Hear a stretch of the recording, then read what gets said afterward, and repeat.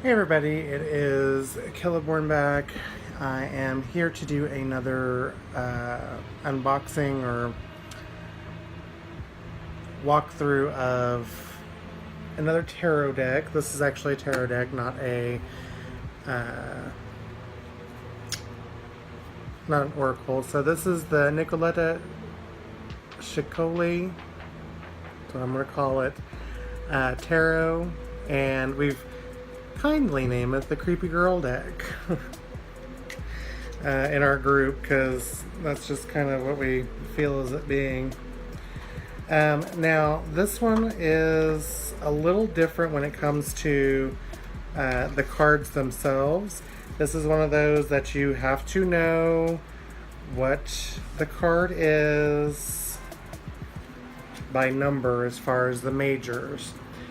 When it comes to the majors, they are numbered, they are not named. So you will have to forgive me if I do not have a number correct in here, because I mean, I can probably look at it and tell you, but yeah, I can't remember all of them by number. And if they're not a strong spitting image of what they're supposed to be, then I do have a problem.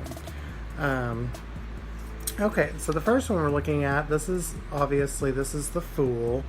This is the first one.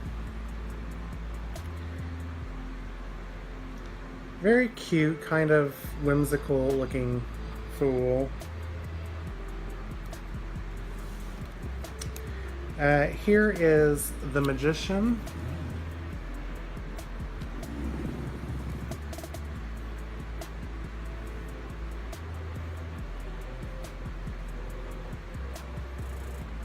And this one is not your traditional magician. This is very... I mean, it doesn't have any of the symbolism a normal magician has in it, so that's where it throws you off. That's why I said if you don't know these by number, you might get a little lost. This is going to be the High Priestess. That's a very beautiful interpretation. It's a little different than the normal, but I do like it. Like I said, that's why we call this the Creepy Girl deck, because all of the little girls in here kind of look creepy. They're, I don't know. I love the looks of the deck. It's just, it took me a while to actually want the deck. This is going to be the High Priestess. No, sorry. The Empress. My apologies. My bad. Anyway, this is the Empress. This next one is the only male, I believe, in this deck, and that is the Emperor.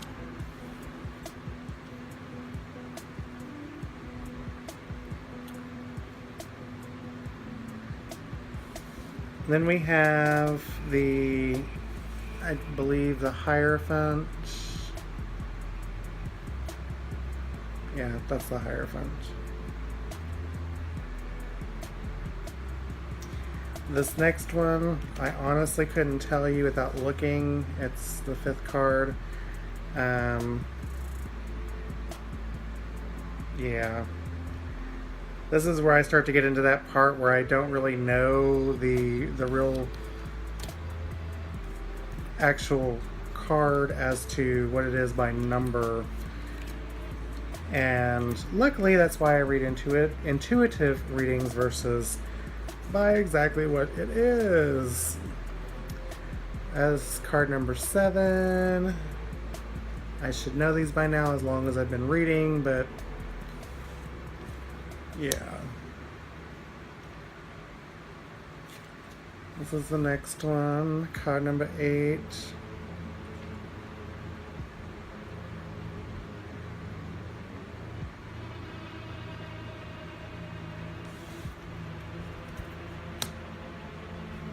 You know what? Let me get this damn white book out, and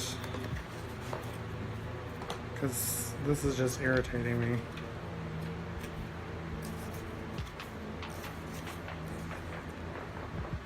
Oh, and of course the white book is in like a gazillion different languages. English, please, English.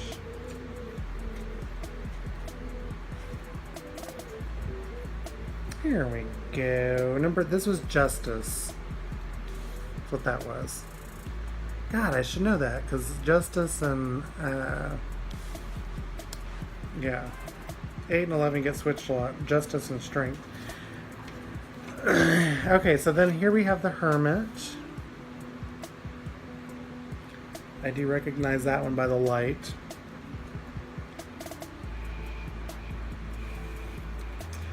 This next one is the Wheel of Fortune.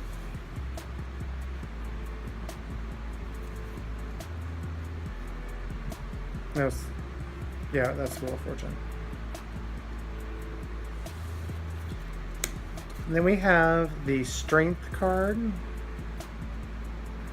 which is a little bit of a different interpretation. It's more of, I don't really see it as being a taming the beast versus like killing the beast kind of situation. That's why I'm telling you, this is like the creepy girl deck. This next one here, this is the Hanged Man. So this is very, very different than the normal Rider-Waite. This is totally off kilter from that as far as the major arcana goes. The minors, I haven't gotten into those yet, but we'll look. This is the Death card.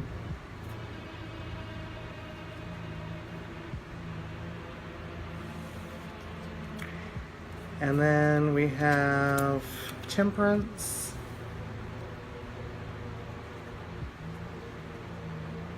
And look, it's a card I can figure out without having to actually look it up. This is the Devil.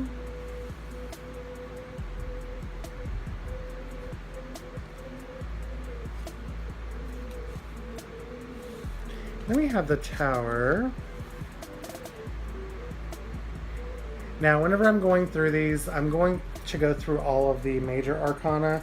I am not, however, going to go through all of the minors because that just takes way too long. I'll just show you the ones that really catch me as I'm going. This one here is the Moon. No, sorry. This is the Star. I'll look at it again. Because this one is the Moon. This is the back of the box. This is the Moon.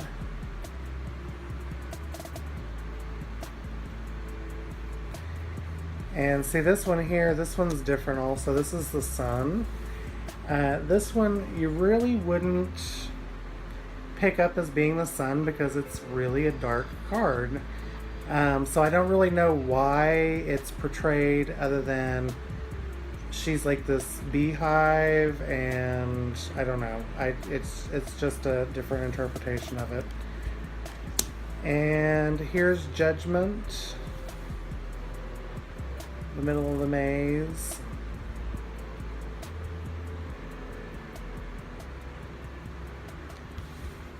And then the last one, the World.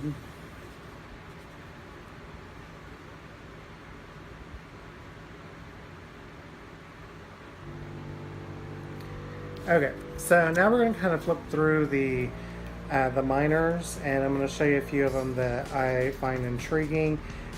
One is the first set is going, or the first suit is going to be Cups. This is the Ace of Cups, and so I do find this one a little bit intriguing because one, there's not any cups, so it does not follow the normal pip relationship as far as everything goes in the deck. So as I'm going through here, there's going to be a lot of imagery, but very few actual inclinations as to what it is other than the card suit being up here and the number being down here. So it is a definite deck of cards that you want to either know your cards very well as to what they are, or know them intuitively, or know how to use them intuitively. Here's the Six of Cups.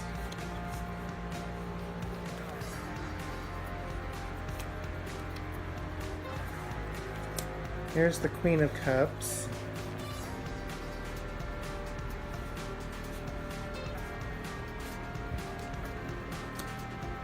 Now we're getting into the Pentacles. Here is the Three of Pentacles.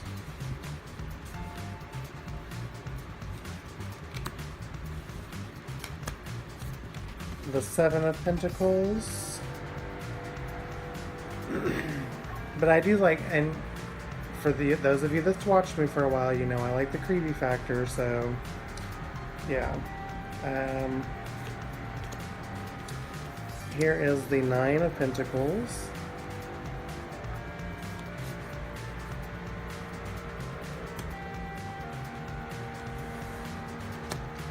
The Queen of Pentacles. And then I'm going to show you this one just because it's a king. And it's a female. So it's, I mean, it's got the bull running out from under her dress for whatever reason. I don't know. But that's just, yeah. This is the front of the box. This is the Ace of Wands or clubs, it looks like in this matter.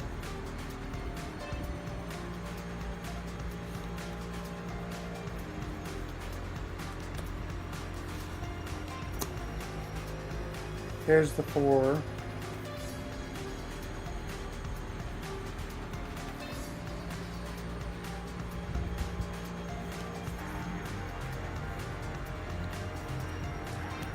Here is the Seven of Wands. And it's almost like that person's getting a spanking, but then it looks like the cat is pulling its eyelashes out. I don't know. This is the Eight of Wands.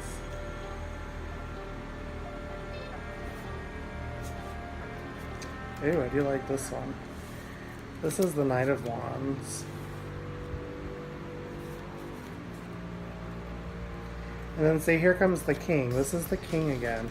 And this is what I'm talking about. There's a female and then there's something coming out from under her dress. So it just makes it, I don't know, weird. Here is the Five of Swords. Obviously somebody's lost the battle on this one.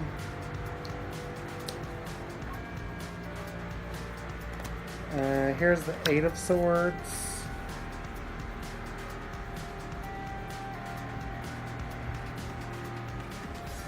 The Nine of Swords portraying little girls and their nightmare.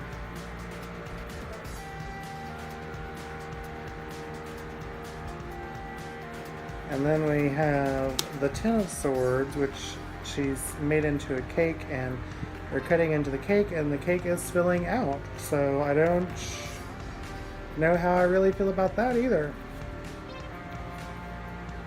And then this one, this is different than the others.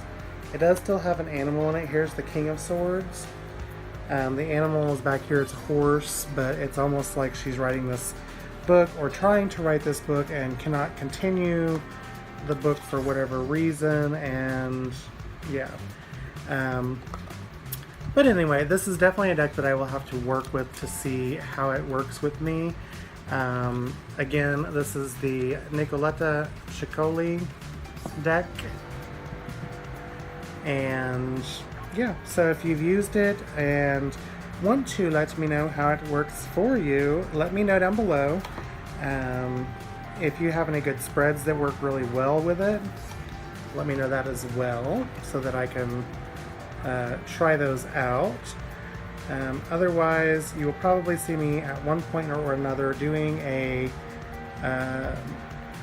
reading, like a full moon reading or a new moon reading over the with those cards eventually, once I get used to using them.